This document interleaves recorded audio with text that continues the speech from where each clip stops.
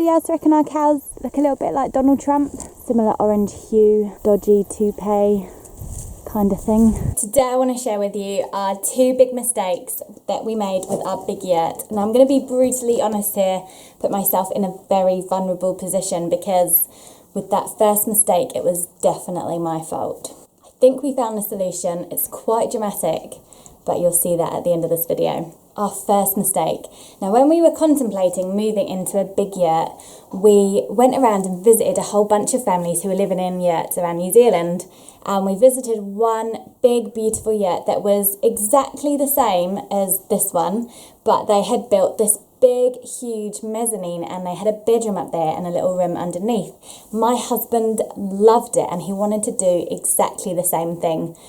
I, on the other hand, felt that it lost something of its kind of yurtiness, and it just didn't have that kind of wide open tent-like cavern thing, and that's what I really liked about the idea of living in a yurt.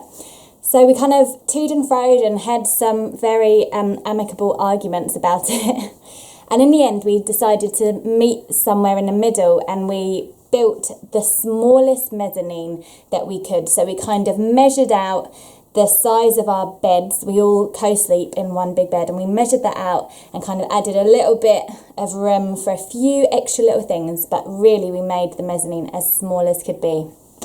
We moved our bedroom up to the mezzanine. I'm on the mezzanine now. There's a ladder that goes straight up, and then it was all bed.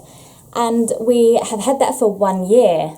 And then basically a few weeks before Christmas, we were just like, we don't like sleeping up there. It's hard to put our finger on why, but we just don't like it. You know when you kind of kid yourselves for a while and then you just get really frank with each other and you admit quite a big thing, and it was kind of like that. So the first factor, when you're lying in bed, the ceiling is like there and you're just staring at the white canvas and the beams, and it's a bit boring. And I think it actually stopped me sleeping really well because there was less to kind of rest my eyes on. Also, a big thing was when the wind blows through, it flaps against the beams like that. So when you're lying in bed and it's like that, you would get waken up with a big kind of flapping sound as the wind moved across the ceiling. And also, here's the truth, sometimes you need to wee in the middle of the night, and it just isn't really that fun climbing up and down the ladder. You just can't be bothered. So you know when sometimes you need to wee in the middle of the night and you're like, I'm too tired to go, but then you can't really sleep well because you're clearly bursting your bladder. It's so much worse when you're sleeping up a ladder. Plus, the little room down there was kind of like a nothing space. I called it the kids' playroom, but actually it was a complete tip. You might remember that one I did about my home of 2 halves, and I show you the big reveal of that horrible little playroom, which was just toys and clothes, and it was really hard to get on top of it. And I think if I was going to advise anyone who was thinking about living in a yurt, I would say think really hard about the size of your mezzanine. If you're going to do it properly and make it bigger, so that it's actually a workable space. And that's just sometimes the nature of doing things a little bit different. It's really, really hard to picture what a space feels like until you actually do it. But when you're building a mezzanine, it's quite a big deal to make a mistake on it. So, you live and learn. Sleeping on you.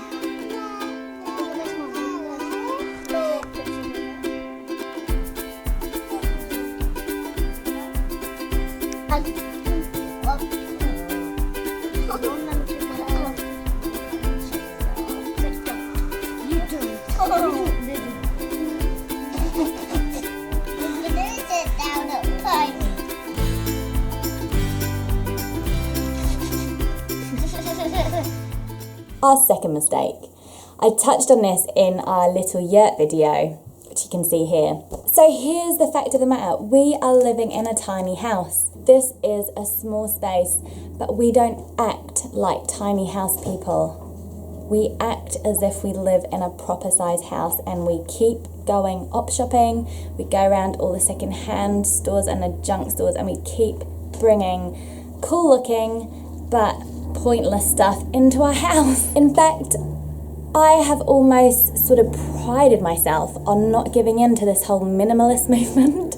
I've just been like belligerently hanging on to my stuff. I don't know why. It's the inner rebel. I think that I don't like trends, and I was looking at minimalism as being a bit of a trend, you know, and also stuff is cool, right? It's nice to have random stuff around your house. But I think I have tipped over the edge in the last year in this belligerence. I was actually finding our home a little bit kind of overwhelming. We had all the toys and the clothes mixed up together in that playroom, and it was really hard to ever get on top of it. I have too many clothes. I love clothes, but I have too many. It was actually crowding out my brain. Really was. So the other day we had this huge day, and we tried to get to the bottom of both of those mistakes.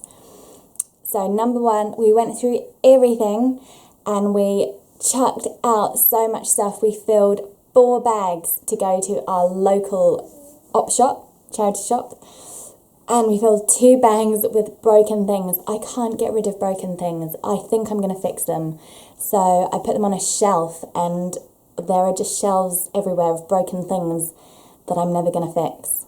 But we binned a whole load of stuff, like mega flippin' crap loads of stuff, and it felt so good. And then we moved our bedroom downstairs, and we moved the kids' playroom upstairs. We're only 2 days into it so far, so I'm not gonna like make any huge statements, but the kids are playing like nothing else. They love it up here. It's their little secret place, and they have been playing for hours and hours because they can suddenly access all their cool toys.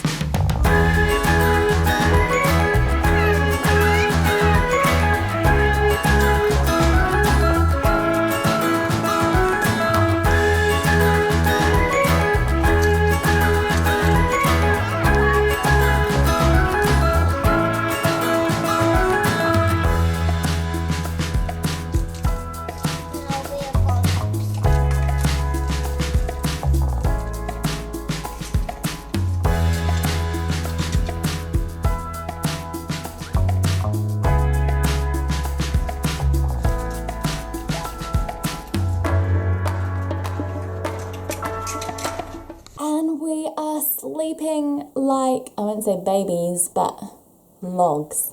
That's better.